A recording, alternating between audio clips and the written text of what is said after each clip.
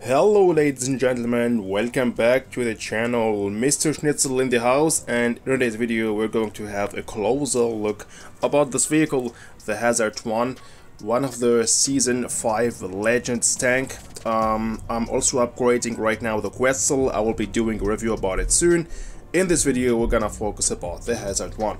This tank, if it's completely upgraded, we will have up to 3100 DPM, but I suggest you to use calibrated shells for a better penetration.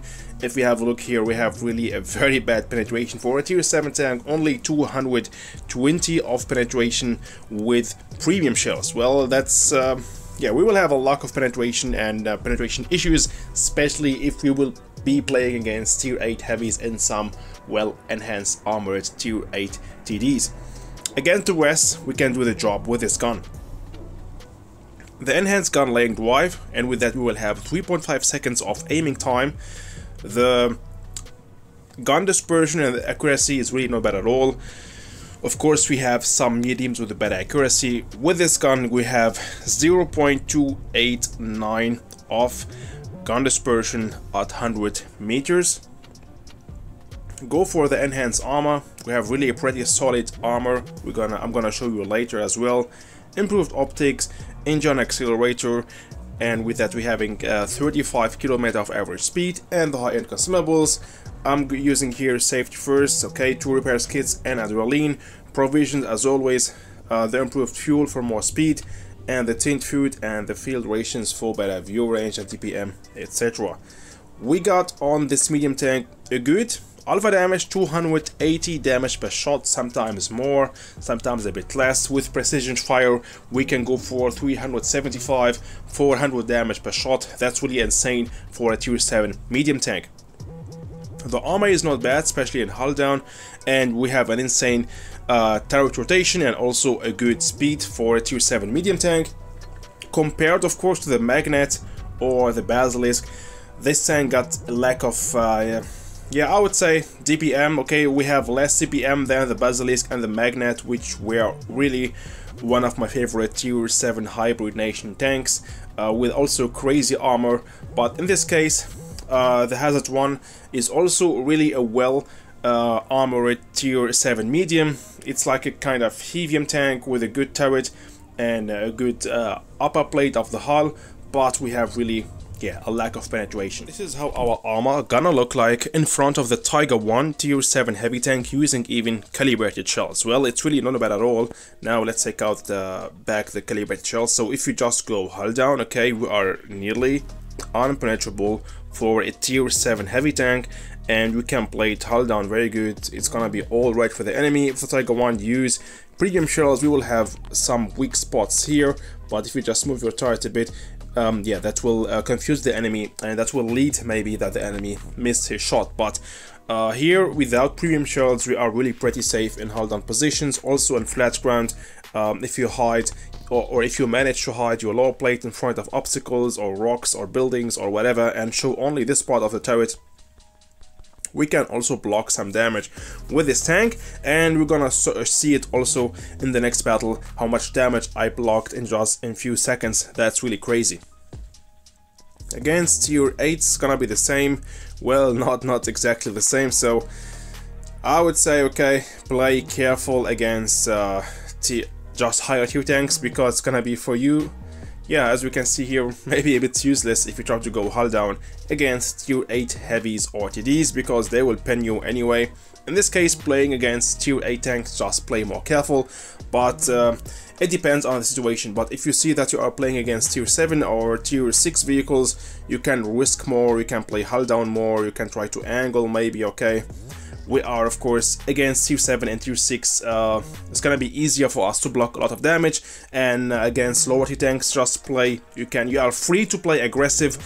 Playing against higher tier tanks, play more sneaky and more careful. That's all about the armor of this tank. Here we go, the first battle I got for you against 4 tier 8 tanks, as we can see there, and 3 tier 7s, and here the situation I was talking about, how much damage I'm gonna block here, just because I am using this hold down position right now here, and the enemy can see only my turret, and even, I mean, the ERAC, the Action X, is not able to penetrate me. It's the tier 8 heavy tank, wasn't able to penetrate my turret, okay?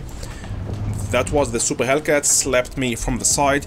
And if you have a look at the minimap right now, and I have only one teammate right there. That's why I decided to fall back first before I get pushed by those tanks and get destroyed, like it's right now happening to the AMX 1390. So I think is really the wiser choice here in the situation, just to fall back and yeah, just go somewhere else and wait for support. Don't stay alone in the medium side and risk getting destroyed if you see that all the enemy tanks, or most of them, are pushing medium side. So that's very important to stay alive and try to do the difference until the end. Try to keep dealing damage till the end to help your team and make sure to win this battle.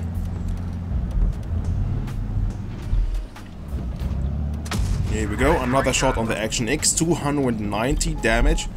It's really not bad for a tier 7 heavy tank. Dealing that amount of damage with one shot is really insane, actually. And now the T-49 doing the mistake of this battle here, trying to rush on me. I'm seeing that I have much more hit points. I have also the good mobility, which allows me to chase him. I will take a shot, who cares, I have anyway enough hit points. The most important is to make sure to finish this guy here. And thanks to my fast reload time, I can even fire 2 shots while the T-49 yeah, is still reloading that one shell. I think he got 15 seconds, something like that, forget it. How much exactly? Well, yeah, we are ending right now in a 3v3 situation, 3v2. I'm gonna push on the Action X right now so we can reach on flat ground. Let's have a look here, guys. 48, 47, yeah, but let's say 45 km/h of top speed on flat ground, on hard terrain. That's really also not bad at all. If we talk about mobility and speed about this tank, the turret rotation is insane. Yeah, the turret is well armored. You saw it here in the beginning of the battle. I blocked 800 damage. And let's see how much damage exactly dealt. Nearly 2.3k damage, second class mastery badge. And here the best player of my team, playing with and against tier 8 tanks, and I'm playing with a tier 7 vehicle. I think it's a good showcase to show us that this vehicle, if correctly played, is able also to perform good even against higher tier tanks. Enemy armor is hit. And the second battle gonna be in Port Bay, this time against tier 7 and 3 tier 6 vehicles. I picked up for you this battle. Also a good showcase to show you how this tank is performing against same tier tanks, lower tier tanks. Of course, I told you, in this case we can play more aggressive with this tank. We don't need to hide a lot. And yeah, because the enemy will struggle a bit to penetrate our armor, especially the tier 6 tanks, mediums and lights and even heavies will struggle a lot. Even we saw it with the armor inspector. Even tier 7 tanks will have problems to penetrate our armor from the front. I'm seeing right there the TOC 2 with a lot of hit points, 1600 hit points. That's useless right now at the beginning of the battle to go and focus on him. Leave him there. He's anyway yeah, just too slow. Leave him there. Focus first on those tanks which are more can do more problems for your team, and then take care of the TOC 2. And that's what I'm going to do right now. Don't waste your time trying to finish tanks with a lot of hit points like the TOC 2, or if you are playing against tier 10s like the Mouse, stuff like that, E100. If you are playing with the medium, try always look at this, the damage by ramming. Okay, that was insane as well. If you are playing with a medium tank, try always to finish the light and the mediums first if possible, and then take care of the big, slow, useless heavy tanks.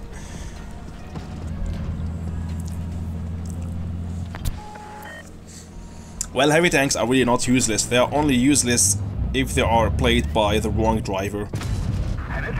You know, those players who are playing with a heavy tank like a tank destroyer camping the whole battle, that's really useless. Don't do that with a heavy tank, please, guys. So now, thanks to my high alpha damage, I surprised the Dracula and finished him with one shot. Already a second enemy tank destroyed. And now I gotta be careful because I'm also one shot, for example for the Carro d'Assaut. The Talk 2 still somewhere there at base A or B. Let's finish him and then finish the Carro d'Assaut. Here we go.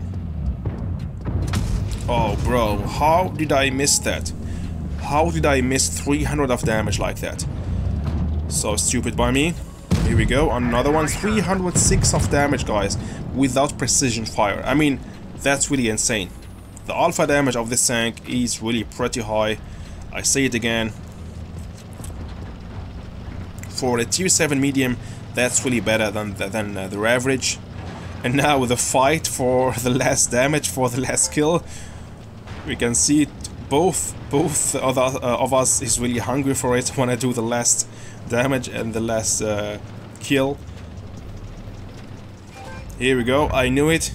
He was AFK. The Dracula is raging because I blocked him, but I mean, come on, it's just for fun. We are winning anyway, and of course in those situations everyone wanna go for more damage and for the last kill, and I really didn't want that the Dracula take my last enemy destruction, because I was here the best player of the team, going for nearly 3k of damage in this battle and blocking about 500 damage, first class mastery badge. So as we saw here in those two battles, this tank is really not bad at all if you just know how to play with it. I showed you here in this video how to play with it. Worth it or not, I mean, it's all up to you. I'm not saying that this tank is yeah, OP tier 7 medium. We have of course better tier 7 mediums in the game right now. Even if we just compare this tank to the other season 3 and 2 tanks like the Magnets and the Basilisk, those tanks are even better, especially in point of TPM, penetration and armor. Well, but this tank is not bad. It's unique in its camouflage and it's fun to play. Yeah, just I would say if you want to collect all the tanks in the game, it's just a good tank to collect, yes. But if you are looking or searching for a premium or just an OP tier 7 medium, yeah, to make it short for you, it's not the case for this tank. Thanks for watching and see you soon in the next one, fellas. Bye bye.